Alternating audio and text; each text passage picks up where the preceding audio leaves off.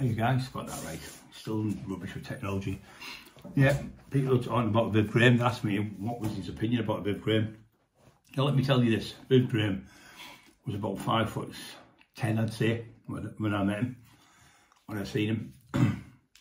About, I'd say about 19, 20 stone. He was in jail. I'd been, I run the doors in Stockton at the time, other places. And what happened, about 14, the wrecking crew jumped 2 mile lads who went the door. They went out specifically to get them to beat them up. So we got Tony Subs, Tony Jones, Benny McDevitt, the one who Lee broke his jaw, Benny was a friend of Lee's in the end. He came and we went looking for him. There was Tony Subs, like I said. There was loads of different people covering us. John Watson, not the new one, the older Watson from Grangestown. So we went looking for them anyway. We ended up bashing them in the street. So I got Nick for an fray. We fight with the wrecking crew. I broke two of those jaws. I think we got 4 of them in that day. Out with them all. In the end, I got them all. But that day we got 4 of them. So they jumped. All of them jumped.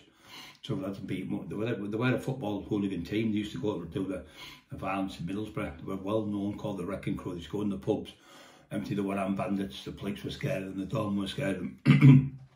Lose me twice. And John Black got the doors, so we worked with John and we sorted it out for him. But yeah, getting back to Viv, so I got caught for this. I got nicked on the Wednesday, and then they took me to court on the Thursday morning, and they remanded me to Durham because I had that, like a big gang of people with me, and said I was running the area, I was this, that and the other. Get me down some type of mafioso type gang enforcer. So you know what the clever they had in the courtrooms. Got remanded anyway. In them days, there was no home house. There was no home house, so I think it was 92, 93, something like that, maybe a bit longer. So, absolute nightmare. So you had to go to Newcastle, so it was, well, not Newcastle, sorry, Durham, called Durham Jail. Old-fashioned jail, horrible. So we're in there, gets remanded, and I'm on the B-wing, and there's this big lad down the other end. All right, big lad, get the gym. You shall get the gym tomorrow. But you have to wait a week when you go in first for the gym. And you'll get padded up, this lad on the left hand side, and goes to the, and then he got stuck in the door, couldn't get in. I was that big at the time, I was 24 stone. And then Viv said to him, he's a fucking big lad, and he fucking size of him. So you get down the gym, I'll train with him.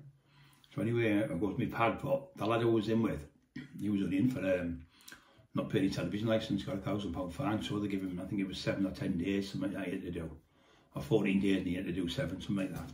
So he was in just a normal kid from Durham, just a normal kid, but you get the exercise. But we were on this side of the wing, and he was on the other side. We could see Viv. Seen him a couple of times, and he shouted through, "All right, big fella," you know. Like, he was nice to me. It wasn't horrible. But anyway, I was in there. Never got to talk to him like his one-on-one type of thing. But he was like, he waved to me. I'd waved to him back a few times. You know, just nice, quiet. Seemed alright, but he was a big lump, you could see. So later on I got out and I went back later on as well, and some of the same people were in when I went back, but that time I went back I was in for a few months, about 3.5 months I think it was, for assault on the lad from Redcar.